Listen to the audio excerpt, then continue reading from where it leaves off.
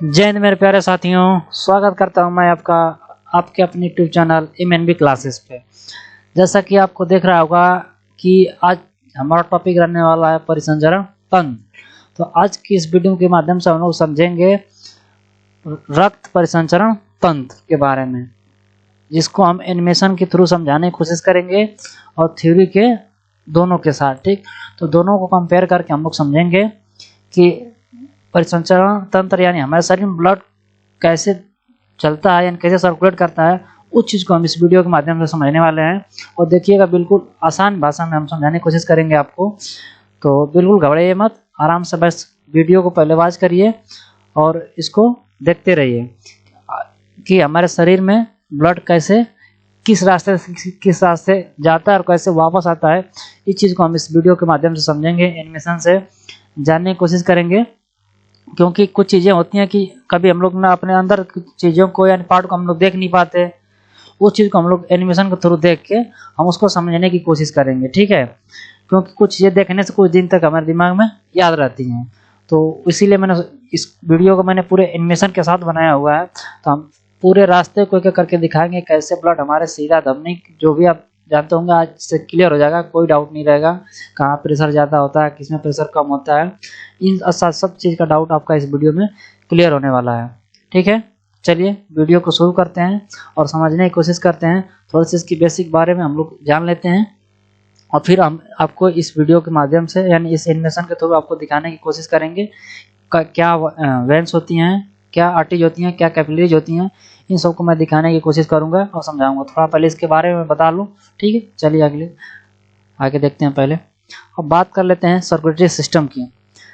Circulatory system मतलब आप ये समझिए कि हमारे एक स्थान से दूसरे स्थान तक किसी सामान को ले जाया जाता है ना, तो उसी को ट्रांसपोर्टेशन बोलते हैं ना।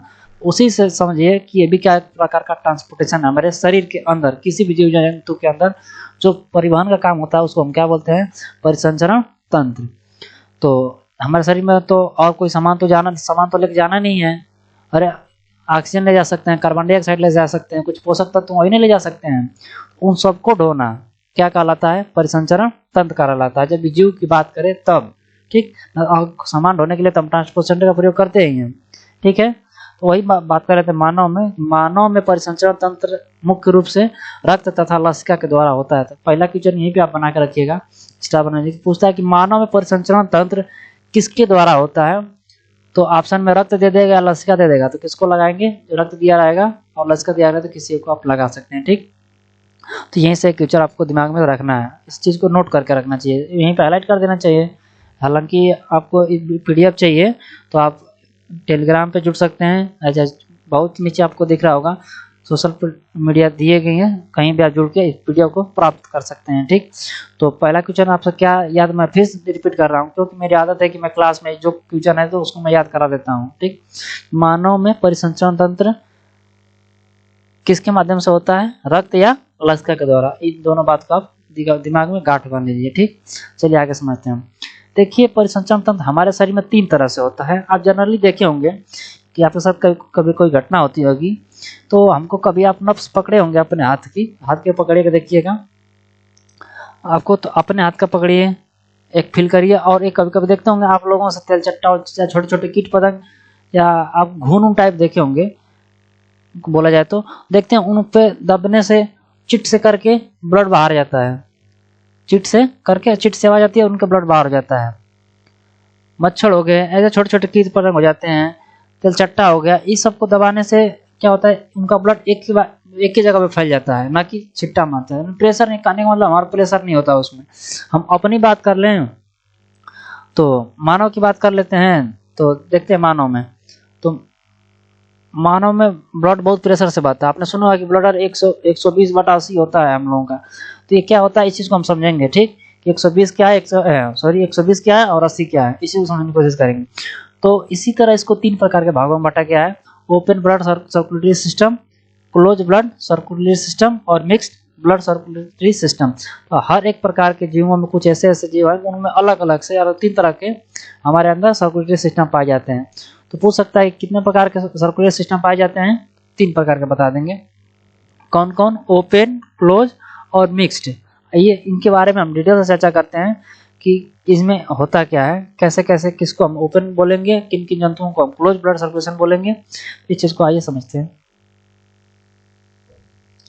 देखिए, जब ओपन ब्लड सर्कुलेटरी सिस्टम की हम जब बात कर रहे हैं, इसमें उस प्रकार के जीव जंतु आएंगे जिनमें रक्त बहुत प्रेशर से बहता है। क्या हो, प्रेशर और स्पीड भी उसकी क्या हो, बहुत ज़्यादा होती है। किसमें, जब क्लोज की हम बात करेंगे तब, इसको ध्यान दीजिएगा। ओपन में हमको क्या पढ़ना है कि ओपन ब्लड सर्कुलेशन सिस्टम का मतलब ये हुआ कि जिनमें सीधा सीधा नस नहीं पाई जाती है। आप याद रखिएगा, ओपन ब्लड सर्कुलेशन सिस्टम में उसको बोलेंगे जिसमें नस नहीं पाई जाती। इसमें प्रेशर बहुत कम होता है, जैसे तिलचट्टा हो गया, घोंघा हो गया, आप सीप देखे होंगे जो पानी में मिलती है उसको।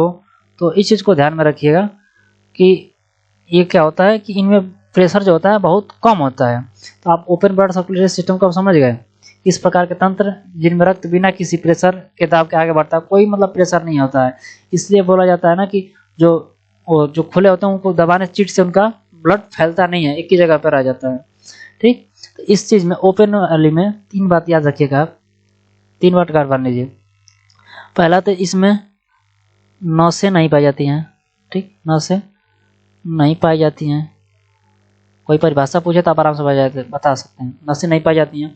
दूसरी बात इसकी याद रखिएगा कि इनमें प्रेशर नहीं होता है, इनमें प्रेशर नहीं होता है। तीसरी बात करें तो इसकी तीसरी बात गांठ बन दीजिए कि इनमें ऐसे जीवों में जिनमें ओपन ब्लड सर्कुलेशन सिस्टम काम करता है, उनका जो कंकाल होता है ना, कंकाल शरीर के बाहर होता है। कहाँ होता है, कंकाल शरीर के यानी बाहर होता है। ठीक, आप सोच रहे होंगे कंकाल क्यों बाहर होता है, क्योंकि पता है कि इसमें क्या आते हैं, ऐसे जीव है जिनमें कि ब्लड सिरा में नहीं बहता है, ऐसे ही रहता है, पूरे ऐसे ही फ्लोट करता है। अब बताइए कि अगर कंकाल के ऊपर अगर ब्लड बहता तो हम ब्लड तो भाई सर्कुलेट करेगा ही, तो जिधर जाएगा तो उसके आकार में चेंजिंग हो सकती है। पता चला कि एक की तरफ ब्लड घुमा, क्योंकि उसकी आकृति में परिवर्तन हो जाएगा, ये घूमेगा उसका आकार बदल जाएगा, क्योंकि ऊपर आएगा, क्योंकि नीचे तो कंकाल है उसका, ऊपर नस है ही नहीं है, तो ब्लड जाएगा कहाँ पे, तो उसका आकार परिवर्तन हो सकता है। इसलिए उसको क्या पाया जाता है, इसके बाहर कंकाल पाया जाता है, कंकाल के अंदर ब्लड पाया जाता है। क्योंकि ब्लड में जो ओपन ब्लड सर्कुलेशन सिस्टम में जो जीव आते हैं, तो जो तेलचट्टा हो गया, घेंगा हो गया, घेंगा देखें ऊपर कितना कठोर होता है उसका, तो उसके अंदर ब्लड पाया जाता है। ब्लड न पाए जाने के कारण मैंने बता दिया, क्योंकि बाहर आने का तो उसका कोई डायरेक्शन भी नहीं है कि किधर जाएगा, क्योंकि उसमें नस नहीं है। इस तीनों बात को याद रखिएगा, क्योंकि पहली बात इसमें नस नहीं पाई जाती है, दूसरी बात इनमें प्रेशर नहीं होता है, तीसरी बात कि इसमें कंकाल शरीर के बाहर होता है। इस तीनों बात को बस याद रखिएगा, जिसको आप अच्छे से परिभाषा किसी को दे सकते हैं और एग्जाम्पल याद रखिएगा। ठीक, अब बात कर लेते हैं हम लोग क्लोज ब्लड सर्कुलेटरी सिस्टम के बारे में। इसका मतलब ये हुआ कि जिसमें रक्त किस में बहे, नली के माध्यम में नहीं, नसें जिसको हम लोग बोलते हैं, नसों के माध्यम से बहे, नलियों के माध्यम से एक निश्चित प्रेशर से बहता है, उसको क्या बोलते हैं, क्लोज ब्लड सर्कुलेटरी सिस्टम। आपने सुना होगा, अपनी बात करें मानव की, तो हम लोगों में आपने सुना होगा कि 120 हमारा बीपी नापते हैं अपना, तो 120/80 आपको देखने को मिलता है। तो ये क्या है, एक निश्चित क्या है, प्रेशर है कि फेफड़े का हृदय का काम है 180 से बाहर फेंकना, और उसमें जो अंदर जाता है उसकी स्पीड 80 होनी चाहिए। तो ये एक हमारा एक निश्चित है कि नहीं है, कि हमारे अंदर जो ब्लड बहता है एक निश्चित अनुपात में बहता है। तो जब क्या बताएंगे क्लोज ब्लड सर्कुलेशन सिस्टम के बारे में, कि इसमें रक्त एक नली के माध्यम से एक निश्चित दाब से आगे बढ़ता है। जैसे मानव को ले लें, केचुआ ले लें, एनिलिडा ले लें। ठीक, बात आ रही है मेरी बात समझ में? तो इस चीज़ को ध्यान में रखिएगा कि क्लोज ब्लड सर्कुलेशन सिस्टम में किसको कहेंगे, और इसके एग्जाम्पल याद रखिएगा। ठीक, और मानव का प्रेशर पूछे तो क्या बता देंगे, 120/80। ये 120 क्या है, हृदय को पंप करके जब बाहर फेंकता है पूरे शरीर में जाने के लिए, वो 120 है, और पूरे शरीर से जो फेफड़े में आता है वो क्या है, 80। उसको इसी को बोलते हैं 120/80। इसको जब हम हट पाएंगे तो अच्छी तरह से हम इसको दिखाएंगे, और इसका रेशियो निकाल के आपको दिखाएंगे कैसे बनता है। और बात कर लेते हैं कि तीसरा के बारे में बात करें। तीसरा का एग्जाम्पल बस याद रखिएगा, मिक्स ब्लड सर्कुलेटरी सिस्टम। कुछ ऐसे हमारे पृथ्वी पर जीव पाए जाते हैं जिनमें दो तरह से दोनों काम होता है। एक तो उसमें आधे शरीर में उसके कोई नस नहीं होती है, पूरा ऐसी तरह ब्लड बहता है। अब कुछ उसके भाग में यानी क्या होता है, नस के द्वारा ब्लड सर्कुलेट होता है। तो जैसे मैं आप एग्जांपल फेमस याद रखिएगा, मछली वाला। मछली को कहीं आप लोग जाते काटते हुए भी देखे होंगे या खुद भी काटे होंगे। तो मछली का जो बीच वाला पार्ट हम लोग काटते हैं तो देखते हैं उतना प्रेशर से खून नहीं बहता है। अभी आप मुर्गा काटिए, छछड़ा के फेंकता है, देखें कि नहीं? आप नस काट के देखिए, ब्लड प्रेशर के साथ बहेगा एक। लेकिन मछली में ऐसा नहीं, बीच वाला पार्ट में काटेंगे तो उतना ब्लड नहीं हो, आराम से ब्लड बहता है। लेकिन उसका जो पूंछ वाला भाग होता है ना पीछे का, ऐसे करके, इसमें देखे होंगे आप ना, तो क्या होता है, इसमें थोड़ा सा आपको नसें मिलती हैं। इस वाला जो पार्ट होता है इसमें आपको प्रेशर देखने को मिलता है। इस तरह के जीव जंतु जो पाए जाते हैं जिनमें कि जिसमें नस भी होती है और नस नहीं भी होती है कुछ उसके पार्ट में, उसको बोलेंगे मिक्स ब्लड सर्कुलेटरी सिस्टम। इस चीज को उसी तरह मेढक में भी होता है, आप याद रखिएगा इसको। आ रही है मेरी बात समझ को? आपको आसानी से आ गई होगी जितनी मैंने बताया हो, मैं इतना विश्वास करता हूँ। तो चलिए आगे चलते हैं। अब हम लोग बात कर लेते हैं थोड़ा सा रक्त वाहिनी के बारे में, जिसको ब्लड वेसल्स बोलते हैं। रक्त वेसल्स होता क्या है? जो रक्त को ले आने जाने वाली नसों को रक्त वाहिनी कहते हैं। क्योंकि जो कहने के बाद सीधा जो ब्लड को ढोने का काम करता है, मानव शरीर की हम बात कर रहे हैं, ठीक है? अब मानव में आ गए। रक्त को ले आने ले जाने की नसों को क्या बोलते हैं? रक्त वाहिनी कहते हैं। इतनी बात याद रहेगी ना, इसी को बोलते हैं ब्लड वेसल्स। अब थोड़ा सा बायोलॉजी में थोड़ा सा इंग्लिश वर्ड को भी ध्यान दीजिए करिएगा, क्योंकि कभी कहीं इंग्लिश ही वर्ड लिख देता है, वहाँ पे हिंदी नहीं देता है, तो उतनी चीज़ें आपको रहेंगी ना, थोड़ा सा सही रहता है। तो आप समझिए, इसमें रक्त को ले जाती हैं दो, धमनी और सिरा। यही दो ठो रास्ते हैं जो ब्लड को हमारे शरीर में पूरे इधर से उधर लेके फेंटती हैं, घुमाती हैं, ठीक है? तो इन्हीं दोनों को रक्त वाहिनी हम लोग बोल सकते हैं अपना, धमनी और सिरा को। तो देखिए धमनी और सिरा में डाउट थोड़ा होता है, लेकिन आज के बाद आपको डाउट नहीं होगा, क्योंकि मैं इस चीज़ को अभी मैं समझा रहा हूँ। अभी इसको मैं ठीक इसके बाद में एनिमेशन पे आपको दिखाऊंगा वहाँ पर, तो आपको क्लियर हो जाएगा आखिर में ऐसा होता क्यों। ठीक, तो आइए एक एक चीज़ को हम क्लियर करते हैं। दोनों को लेके हम लोग तुलना करेंगे, फिर दोनों को लेके हम क्या करेंगे, आपको एनिमेशन पे दिखाने की कोशिश करेंगे। ठीक, आइए यहाँ पे देख लीजिए कि पहला पॉइंट क्लियर करिए। यह शरीर के अधिक गहराई पर पाया जाता है। जो धमनी होती है, धमनी, पहले बात याद रखिए कि धमनी पहला पॉइंट की शरीर के अधिक गहराई पर पाया जाता है, ठीक। और इसमें धमनी में शुद्ध खून बहता है। कैसा खून बहता है? शुद्ध, ठीक। और सिरा में अशुद्ध, इतना याद रखिएगा। यहाँ अशुद्ध का मतलब कोई ऐसा नहीं कीटा पत्थर इसमें मिला दिया गया है। इसमें समझिए कि O2 नहीं है, यानी ऑक्सीजन नहीं है, इसमें ऑक्सीजन है। इतनी बस, शुद्ध अशुद्ध का मतलब ब्लड का यही मतलब होता है। उसमें जिसमें ऑक्सीजन है उसमें शुद्ध, जिसमें ऑक्सीजन नहीं है वो अशुद्ध। पहला पॉइंट की यह शरीर के धमनी में बात कर रहा है, धमनी की बात कर रहे हैं, तो यह शरीर के अधिक गहराई पर पाया जाता है, क्योंकि इसमें ब्लड बहुत प्रेशर के साथ बहता है। और ये कट जाए तो हमारे पास की बात नहीं है, और जिसकी धमनी कट जाए तो उसका ब्लड जल्दी से नहीं रुक पाएगा। जबकि सिरा का ऊपर कटता है ना, देखिए कोई नस काट लेता है अपनी, तो उसका तो रुक जाता है ब्लड। अब इसमें बस सिरा की बात करें तो यह शरीर के कम गहराई पर, जो ऊपर हम लोग को नस दिखती है ना, वो सब क्या होती है आपकी, आपकी सिरा होती है, जिसको वेंस बोलते हैं। आर्टरी जो है, धमनी जो गहराई में पाई जाएगी, ये कहाँ कम गहराई में पाई जाएगी। दोनों पॉइंट क्लियर। धमनी अधिक गहराई में, और ये किसी एक बात करेगा, इसको बस उल्टा कर दीजिएगा। और बात कर रहे हैं इसमें रक्त का दाब एवं स्पीड दोनों अधिक होते हैं, जिसके कारण यह मोटा होता है। दोनों बात याद रखिए यहीं पे। सेम यही चीज इसमें भी हम वेंस में भी पढ़ेंगे। मैंने बताया था कि इसमें दाब और स्पीड दोनों अधिक होने के कारण इसकी दीवारें मोटी होती हैं।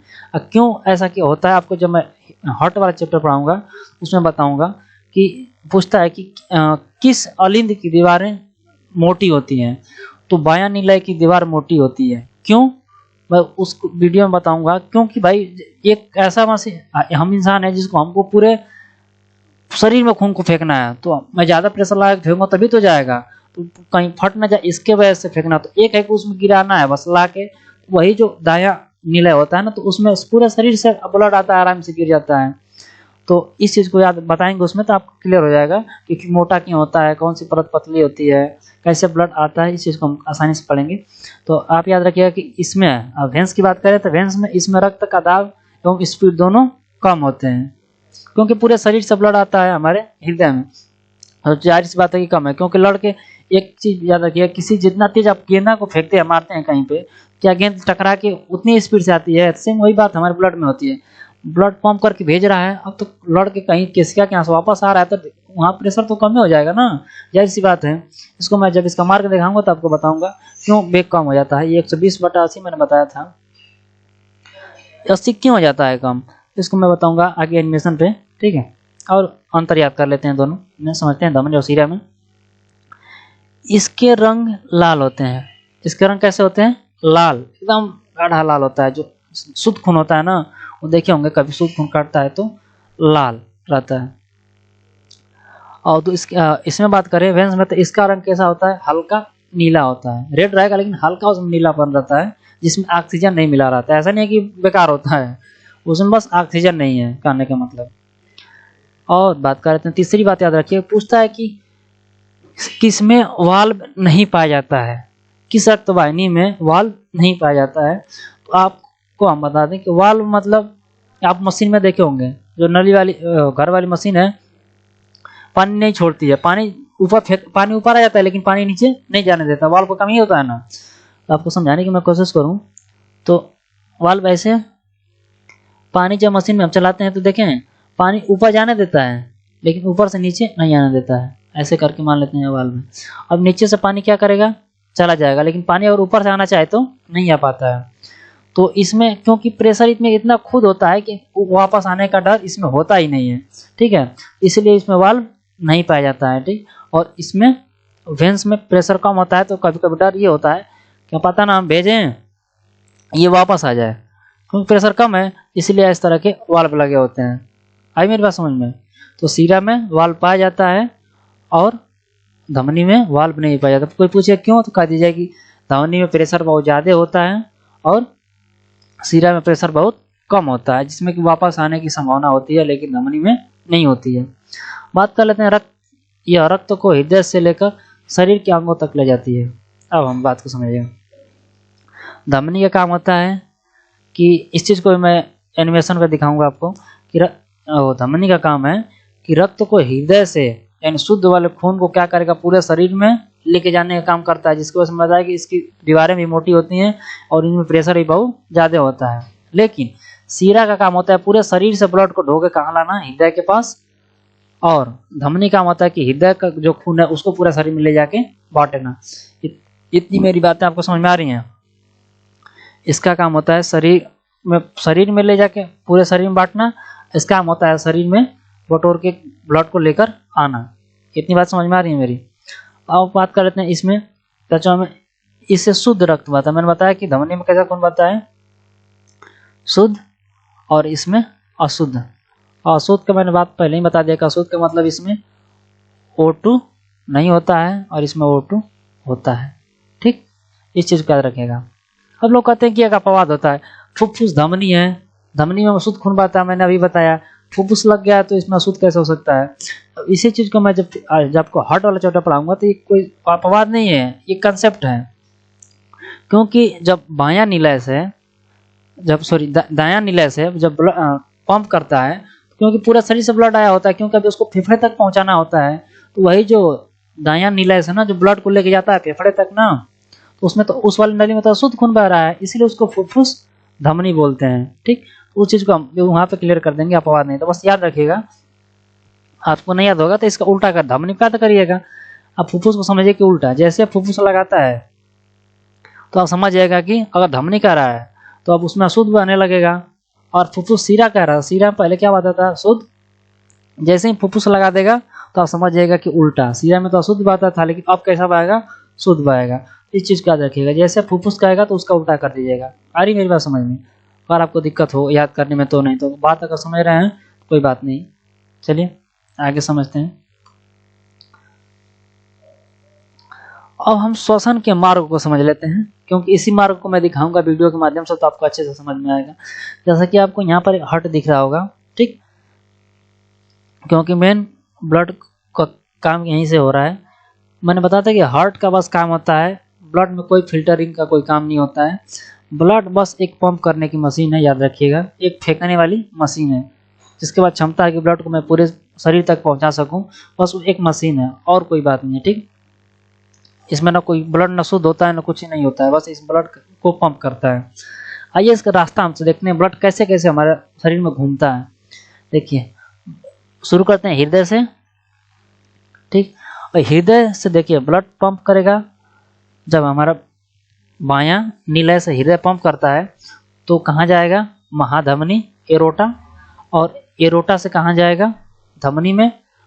महाधमनी का छोटा पार्ट होता है धमनी, और उससे छोटा पार्ट होता है छोटी धमनी, और सबसे छोटी केशिका। केशिका को हम समझ लेते हैं, कभी कभी देखे होंगे केशिका आपके कहीं छिला जाता है हम लोगों ने, तो इसे बिंदी बिंदी करके ना सफेद सफेद हम लोगों को सफेद मतलब वहाँ पे सफेद सफेद दिखने लगता है सॉरी, और वहां से बिंदी बिंदी करके ब्लड निकलता है, देखें छोटे छोटे करके, तो सफेद सफेद दिखने लगता है कहीं छिला जाता है तो वहाँ पे बिंदी बिंदी करके हमको क्या देखने को मिलता है, ब्लड मिलता है। वही क्या होती है, केशिका होती है, एकदम बाल के आकार की होती है, छोटी छोटी। आपको केशिका देखना है तो आंख में आसानी से आपको केशिका दिख जाती है, कभी ध्यान से देखिएगा, आंख में जो केशिका होती है ना एकदम उसी तरह हमारे शरीर में होती है। केशिका को मैं अभी इसको दिखाऊंगा, कैपिलरी को वीडियो के माध्यम से, बाल की तरह होती है, और आपको जहाँ छिला उला जाता है वहाँ पे आपको देखने को मिलता है, बिंदी बिंदी करके ब्लड निकलता है वहाँ पे। और एक और यहीं पे एक क्वेश्चन पूछता है कि कहाँ पर शुद्ध और अशुद्ध खून मिलते हैं, कहाँ पर शुद्ध और अशुद्ध खून बहते हैं। तो याद रखिएगा केशिका के यहाँ, केशिका में शुद्ध और अशुद्ध खून दोनों मिलते हैं। आइए आगे देखते हैं। अब केशिका तक आ गए, अब केशिका देखिए, अब केशिका के यहाँ से ब्लड वापस होगा, ठीक। यहीं से ब्लड क्या होता है, वापस होता है, क्योंकि लड़ के अब वापस यहीं से आएगा, फिर शरीर से अब उल्टा खून आने लगेगा। हृदय में अब जाना है, पहुंचना है हमको हृदय के पास। केशिका से कहाँ याद रखेंगे, छोटी सीरा, छोटी सीरा के बाद कहाँ आएगी, सीरा, सीरा के बाद महासीरा, महासीरा से कहाँ हम लोग आ जाएंगे, हार्ट के पास। दायां लिंग में ला के छोड़ देगा, महासीरा कहाँ छोड़ देती है, दायां लिंग में ला के छोड़ देती है। फिर हमारा काम होता है अब वहाँ से दायां नीला पंप करके भेज देगा फेफड़े के पास फिल्टर होने के लिए, क्योंकि अब यह अशुद्ध खून आ रहा है, इधर क्या जा रहा था, शुद्ध खून जा रहा था जिसमें ऑक्सीजन था, अब इधर जो आ रहा है अशुद्ध खून आ रहा है ना, तो इसको फेफड़े के पास पहुँचाना है, ठीक। तो इस चीज़ को आप अच्छे से समझ रहे होंगे, इस रास्ते को तो बार बार याद करिए। हृदय से महाधमनी, महाधमनी से धमनी, धमनी से छोटी धमनी, छोटी धमनी से केशिका, केशिका से छोटी सीरा, छोटी सीरा से सीरा, सीरा से महासीरा, महासीरा से फिर हार्ट में। आ रही मेरी बात समझ में, तो आप ऐसे 2-3 बार बोलेंगे तो आपको ये पूरा रास्ता याद हो जाएगा। आइए सिर्फ इसी चीज़ को मैं आपको वीडियो के माध्यम से दिखाने की कोशिश कर रहा हूँ, और वहाँ पे समझेंगे कि महासीरा कौन है, वेंस कौन है, और एरोटा कहाँ है, और आर्टरी कहाँ है, और आर्टियो कहाँ है, ठीक। अब किसका को हम दिखाएंगे इस वीडियो के माध्यम से, तो आइए वीडियो समझते हैं।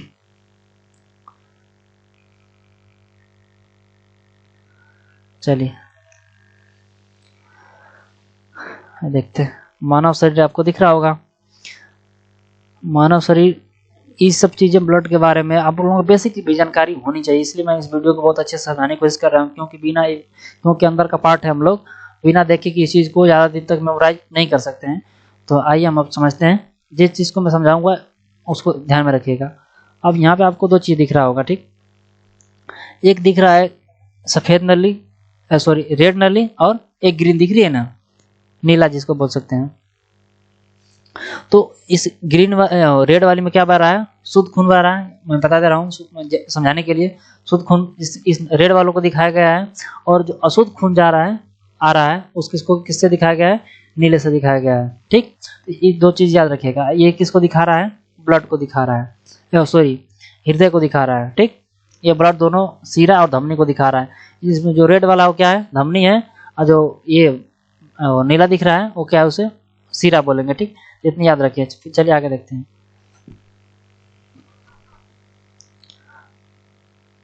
पूरा शरीर में ऐसी जाल बिछा हुआ है हमारे अंदर धमनी और सीरा का, ठीक है। तो इस चीज़ को समझिए, हमारे अंदर अब इसी तरह से फैली हुई हैं। अब देखिए आपको मैं केशिका दिखाने की कोशिश कर रहा हूँ। कैपिलरी आपको यहाँ पे दिख रहा होगा, यहाँ पे बाल जैसे दिख रहे हैं छोटे छोटे ना, ये वाले चीज़ दिख रहे हैं, छोटे छोटे बाल, ये लास्ट में एकदम छोटे छोटे हो जाते हैं।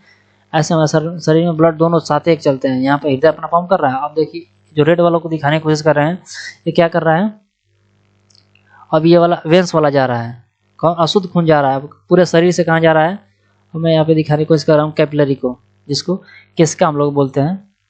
क्या बोलते हैं? केसिका। यही है केसिका, आपको दिखा रहे हैं केसिका। ठीक, ये वाला बार इससे छोटे छोटे निकल रहते हैं। यही स्थान है जहाँ पे हम लोग शुद्ध और अशुद्ध दोनों, यहीं से खून क्या होता है फिर वापस आए, यहाँ पे पहुँचेगा, यहीं से फिर क्या हो जाएगा, खून वापस हो जाएगा। ये यहीं से होते हुए फिर अपना पहुँचते हुए कहाँ पहुँच जाएगा, हृदय में आके पहुँच जाएगा। कुल मिला घुमा फिरा के शरीर, हृदय से कहाँ जाएगा, शरीर में, शरीर से हृदय की ओर। चलिए आगे देखते हैं और पार्ट को देखते रहिए। अपना हृदय हमारा अपना रेगुलर काम कर रहा है। ठीक, पंप करने के वो अपना काम कर रहा है। और देखिए इसे दोनों तरह से दोनों काम करते हैं, कैसे आते हैं, अशुद्ध खून भी जा रहा है, आ रहा है, दोनों काम होता रहता है। हृदय में दो वाल्व पाए जाते हैं, मैंने बताया, ट्राइकस्पिड वाल्व, एगो डाइकस्पिड वाल्व। तो सब अपना का दोनों साथ एक ही काम होता रहता है। आइए यहाँ पर दिखाने की कोशिश कर रहे हैं। आपको पता है कि ये राइट यानी दायां, इसको अलिंद बोलते हैं, ये बायां अलिंद बोलेंगे इसको। ठीक, नीचे वाले को दायां निलय और इसको बायां निलय। आपको यहाँ पे ये वाल्व दिख रहे हैं ना, ये क्या है, ये इसी को हम वाल्व बोलते हैं। ये और ये दिख रहा है ना वाल्व, यही वाल्व लगे होते हैं जो कि हमें वो दायां अलिंद से दायां निलय में जाने देते हैं और वापस नहीं जाने देते हैं फिर से। अब देखिए इस बात को समझिए, इस चीज़ को मैं समझाऊंगा जब हट पढ़ाऊंगा, तब आपको समझाने की कोशिश करूंगा। इसको मिटा लेते हैं। देखिए अब यहाँ पे समझिएगा इसको, ट्राइकस्पिड वाल्व किसको बोलेंगे। देखिए ये वाला है ना, इसको बोलते हैं दायां अलिंद, दायां अलिंद, ये दायां निलय। ओके, मैंने बताया था कि पूरे शरीर से महाशिरा कहाँ लाएगी, अलिंद में लाके छोड़ देगी, अलिंद से यहाँ पे गिर जाएगा, उतना प्रेशर नहीं है इसमें। अब यहाँ पे वाल्व आता है, क्योंकि हमको तो इसको अभी तो अशुद्ध खून आ रहा है, इधर से आ रहा है ना, इस वाल्व के थ्रू पानी किस में आ जाएगा, ब्लड हमारा दायां निलय में। दायां निलय का मैंने काम बताया था कि ब्लड को पंप करके कहाँ पहुँचाना, फेफड़े में पहुँचाना, क्योंकि यहीं पर फिल्टर होना है। तो यहाँ पे फेंकने के लिए अब ये प्रेशर लगाएगा, तो यहाँ से देखिए एक वाल्व लगी होती है, यहाँ जो इसमें जो वाल्व होता है, इसको भेजना है वहाँ पे फेफड़े में। तो अब दिक्कत है कि जब पंप करेगा तो इधर वापस भी जा सकता है, इसीलिए यहाँ पे एक वाल्व लगाया जाता है कि इसको वापस ना जाने दे, इस रास्ते से क्या करेगा, निकल जाएगा, अब इस रास्ते से नहीं जाएगा। तो इसी को बोलते हैं ट्राइकस्पिड वाल्व बोलते हैं, इसको मैट्रियल वाल्व बोलते हैं। ये वाला जब यहाँ से फेफड़े से होकर फुफ्फुस सिरा से जब ब्लड प्रेस यहाँ से प्रवेश करेगा इस चीज़ को, तो यहाँ पर गिरेगा, फिर बायां निलय में, बायां निलय का पंप करेगा, क्योंकि इसमें अशुद्ध खून आ रहा है फेफड़े से, तो इसको भेजना है पूरे शरीर में। अरे मेरी बात समझ में, इसको मैट्रियल वाल्व बोलते हैं, इसको याद रखिएगा। आगे चल के देखते हैं, इरेज कर लेते हैं, फिर आपको आगे दिखाते हैं इस चीज़ को, मैं कैसे ब्लड चलता है इस चीज़ को दिखाने की कोशिश कर रहे हैं। आइए देखिए, ये चारों हार्ट में, इसको बहुत अच्छी तरह से मैं समझाया भी हूँ, जाके वहाँ पे हार्ट वाली वीडियो पहले देख लीजिएगा, फिर और अच्छे से आपको समझ में आएगा। ठीक है, आइए देखिए यहाँ पे इस चीज़ को देखिए, ये वाला मैं समझाने की कोशिश कर रहा हूँ। जो ये कलर दिख रहा है ना आपको, ये अशुद्ध खून बह रहा है ना इसमें, ये कहाँ से प्रवेश किया होगा, दायां अलिंद से यहाँ पर पहुँचा, पहुँच के फिर कहाँ जाएगा, फुफ्फुस धमनी के माध्यम से फेफड़े में, फेफड़े से फिर आ रहा है, देखो देखिए यहाँ से फुफ्फुस सिरा के होते हुए फिर ये बायां अलिंद में पहुँच रहा है। अब ये फिर बायां निलय क्या करेगा, पंप करके महाधमनी से कहाँ भेजेगा, धमनी, धमनी से छोटी धमनी, फिर केसिका, फिर केसिका के यहाँ से लौटे, फिर वापस होगा, फिर इधर से आ जाएंगे आपका, फिर चलने लगेगा महाशिरा से छोटी सिरा, सिरा महाशिरा से कहाँ आ जाएगा, हृदय में। ऐसे करके चलता रहता है। ठीक है ब्लड, तो इस चीज़ को याद रखिएगा। ये ब्लड देखिए इधर से आ रहा है ना, ये फुफ्फुस धमनी से आ रहा है, कहाँ से होके, हृदय से। इस चीज़ को जूम करके देखिए, ये आ रहा है कहाँ से ब्लड, इसमें, इसके अंदर फुफ्फुस सिरा से होते हुए फेफड़े के रास्ते, फेफड़े से फिल्टर होके आ रहा है। देखिए यहाँ से आ रहा है ये आपका बायां अलिंद में, बायां अलिंद से फिर बायां निलय इसको पंप करके भेज देगा आपको सीधा धमनी के रास्ते पूरे शरीर में बांटने के लिए। आ रही मेरी बात समझ में इतनी? आइए आगे और आपको दिखाने की कोशिश करता हूँ। अब देखिए अब ये जो ब्लड जा रहा है ना, शुद्ध ब्लड जा रहा है धमनी के रास्ते। अब यहाँ पर केशिका को आपको केशिका दिख रही होगी, केशिका अब क्या करिए, यहीं देखिए आपको रेड और दोनों कलर दिख रहा है ना, तो वही पूछता है कि कहाँ पर ब्लड अशुद्ध अशुद्ध दोनों मिलते हैं, तो केशिका फिर वापस होगा ब्लड, देखिएगा फिर कहाँ जाएगा ये ब्लड, वापस हो गया आपके हृदय में। ठीक, इस चीज को देख रहे हैं, फिर वापस जा रहा है वेंस के रास्ते। किसके रास्ते? वेंस के रास्ते। वेना कावा में पहुंच गया, महाशिरा देखिए इसे गिर रहा है यहाँ पर हृदय में। इसी तरह हमारे अंदर ब्लड का सर्कुलेशन चलता रहता है, जिसको आप लोगों ने बहुत अच्छे से समझ गए होंगे इस चीज़ को। तो मैं आशा करता हूँ कि आपको ये वीडियो बहुत अच्छी लगी होगी, और मैं समझाने की कोशिश कर रहा था आपको अब हमेशा के लिए याद हो गया होगा। ठीक है, आप इस चीज़ को आप अच्छे से देख सकते हैं, फिर से वीडियो को चला के कैसे हमारे अंदर ब्लड सर्कुलेट करता है। आपको इतनी चीज़ें देख के, आपको खुद अपने से भी इस वीडियो को देख के आप अपने से भी समझ जाएंगे कि हाँ हमारे अंदर शरीर कैसे, यानी हमारा ब्लड कैसे सर्कुलेट करता है, किस तरह से हम शरीर में अंदर आने जाना का काम होता है। धमनी और सिरे में भी अंदर स्पष्ट हो गया होगा। और आपकी वीडियो मेरा कंटेंट अच्छा लग रहा है तो आप अपने सोच के आपको ये लगे, आप कमेंट बॉक्स में बताइए कि वीडियो कैसी है। और फिर मिलते हैं अगली वीडियो में। धन्यवाद। वीडियो को लाइक शेयर कमेंट करिए। फिर मिलते हैं अगले कोई इसी बेहतरीन सेशन के साथ। जय हिंद।